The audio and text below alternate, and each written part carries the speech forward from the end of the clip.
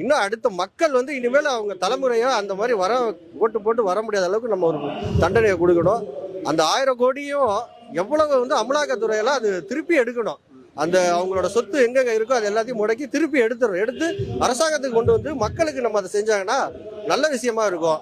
அது நம்ம செயல்படுறதுக்கு பல தடைகள் இருக்கு. ஆனா இதை மீறி நம்ம செய்யணும். நம்ம மக்கள் வந்து ஃபர்ஸ்ட் என்ன தண்டனை கொடுக்கணும்னா, அவங்களுக்கு வர சட்டமன்ற எலெக்ஷன்லயோ எந்த ஒரு எலெக்ஷன்லயும் அவங்கள வந்து நம்ம ஆதரிக்க கூடாது, அவங்களுக்கு ஓட்டு போடக்கூடாது.